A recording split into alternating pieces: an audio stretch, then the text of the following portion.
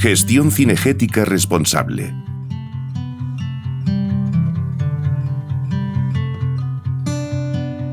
El concepto de gestión cinegética responsable no es más que aplicar el sentido común al aprovechamiento de un recurso natural renovable.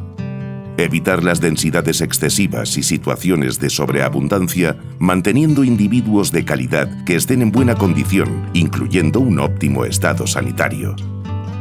Desde el punto de vista sanitario, la gestión cinegética responsable implica al menos 8 riesgos a considerar. Vamos a ver algunos. Traslados de especies cinegéticas y control sanitario en animales vivos. Trasladar un animal silvestre implica trasladar todo un ecosistema, es decir, el animal y todos los virus, bacterias, parásitos, etc. que contiene. Por ello, los traslados de especies cinegéticas suponen un riesgo sanitario, sobre todo cuando se realizan sin un adecuado control previo. En España no se trasladan demasiados individuos de las especies de mayor riesgo, como son el jabalí, el ciervo y el gamo.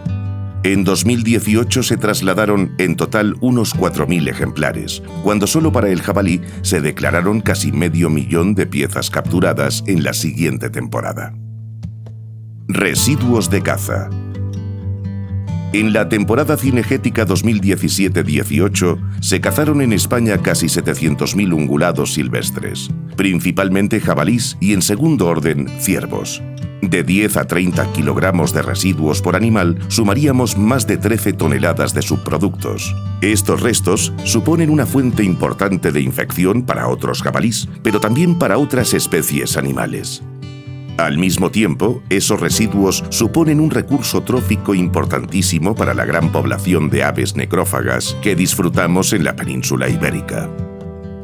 Si un jabalí accede a restos de caza, se expone a numerosos patógenos, entre ellos algunos virus de gran importancia en el ganado porcino, bacterias como las causantes de tuberculosis y numerosos parásitos, entre ellos los del género Trichinella, que representan una zoonosis muy importante. Sobreabundancia. Como especies presa que son, muchas especies cinegéticas evolucionaron para hacer frente a unas tasas significativas de mortalidad causadas por sus depredadores naturales.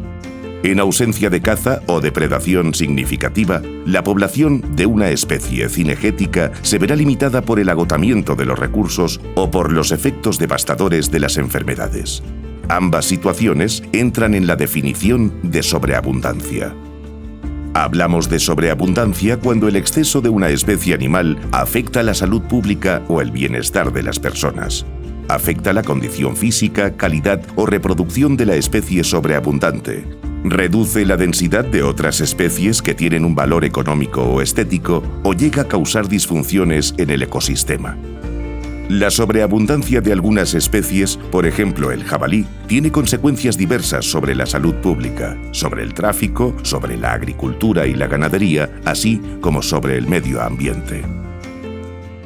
Presencia de animales visiblemente enfermos. Entre los animales silvestres infectados de tuberculosis puede haber muchos que no presenten ningún signo de enfermedad. Sin embargo, hay unos pocos individuos en los que es posible identificar señales de tuberculosis. Se trata de individuos débiles, muy delgados, que pueden llegar a perder el instinto de huida.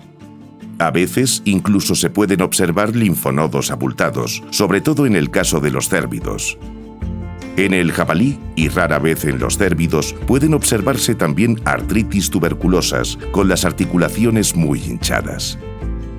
Los animales sintomáticos infectados, llamados superexcretores, representan un peligro especial para la tuberculosis, puesto que son quienes más contribuyen a la contaminación del ambiente por las micobacterias de la tuberculosis. Su presencia en los terrenos cinegéticos o en las proximidades de explotaciones ganaderas supone un verdadero peligro. Aporte de agua.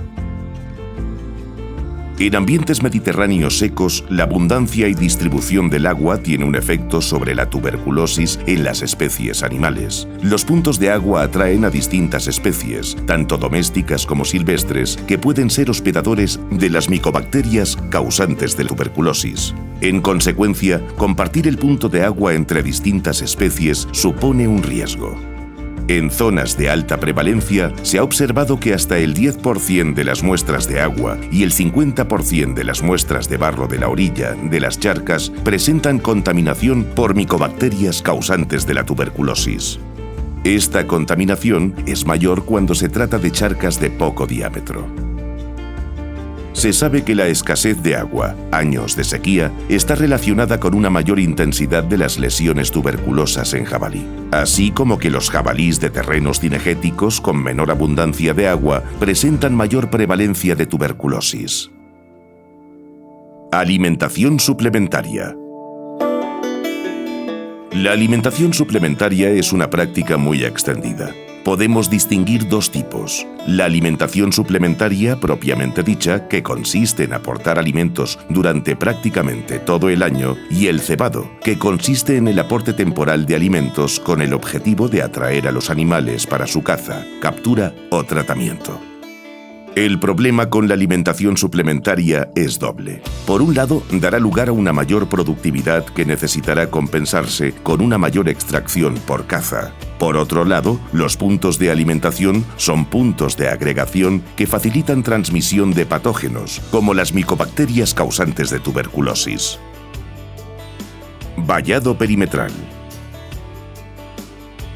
Los vallados perimetrales permiten personalizar la gestión de un terreno cinegético y reducir conflictos entre el ser humano y la vida silvestre. Se utilizan para proteger cultivos y espacios forestales, restaurar ecosistemas, recuperar especies en peligro, reducir la mortalidad de animales en carreteras, manejar o segregar el ganado y la vida silvestre, y para controlar la difusión de enfermedades. En relación con la tuberculosis hay dos aspectos a considerar.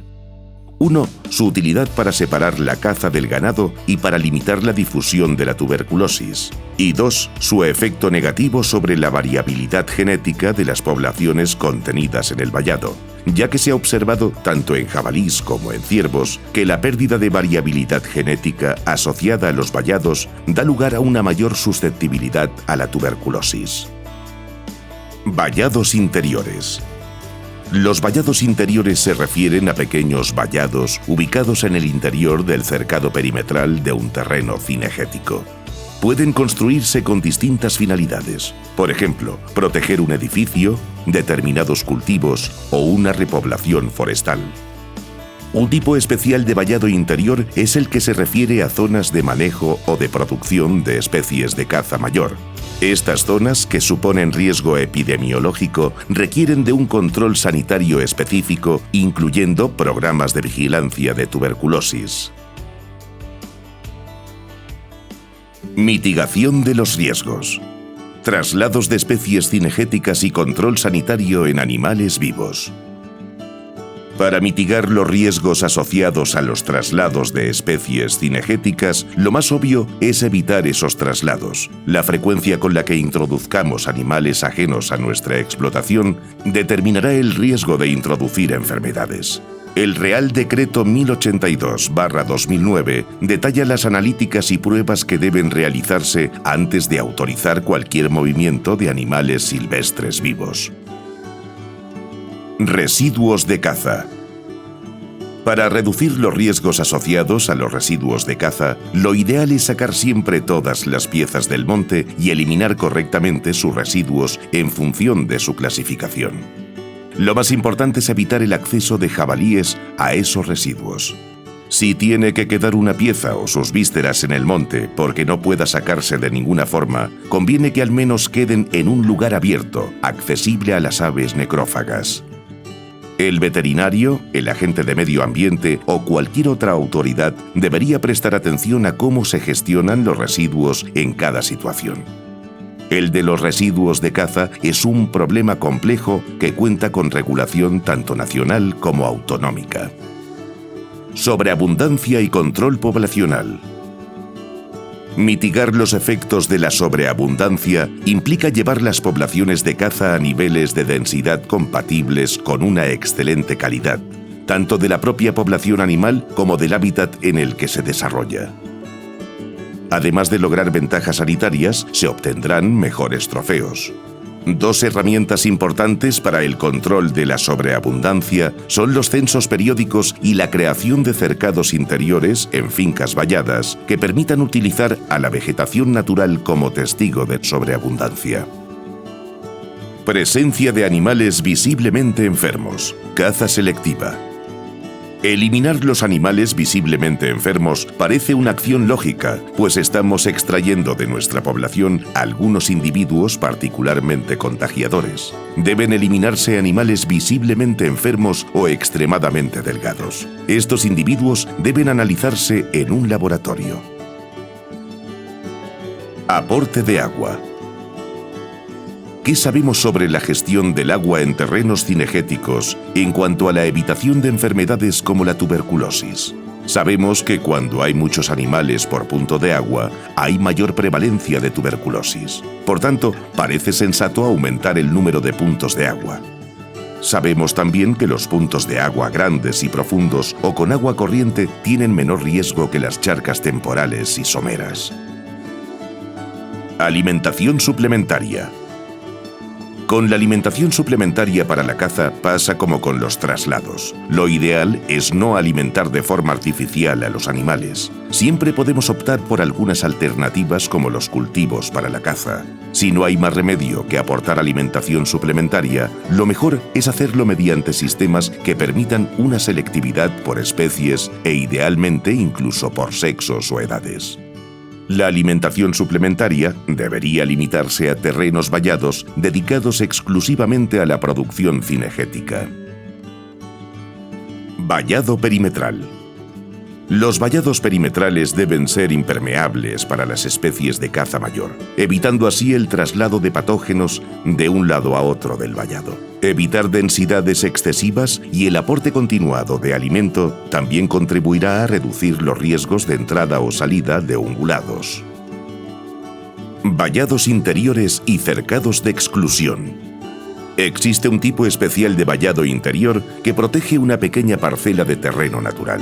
Su función es doble. Por un lado, en su interior, en ausencia de grandes herbívoros como el jabalí o el ciervo, se va a desarrollar una vegetación más rica que ofrece refugio a un gran número de especies autóctonas, aumentando así la biodiversidad del terreno cinegético.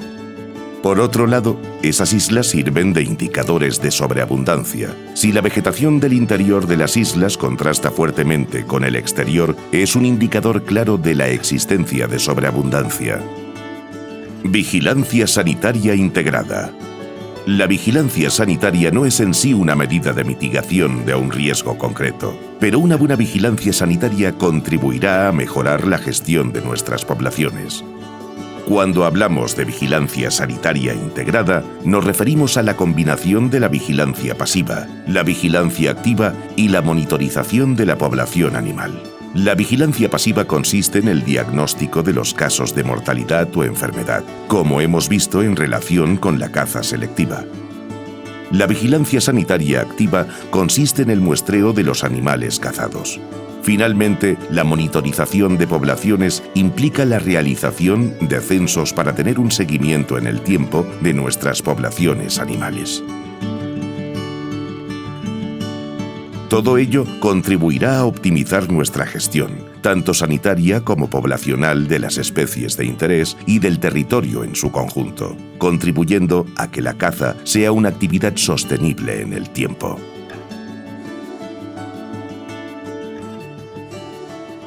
Grupo Operativo Supraautonómico Tuberculosis, GOSTU.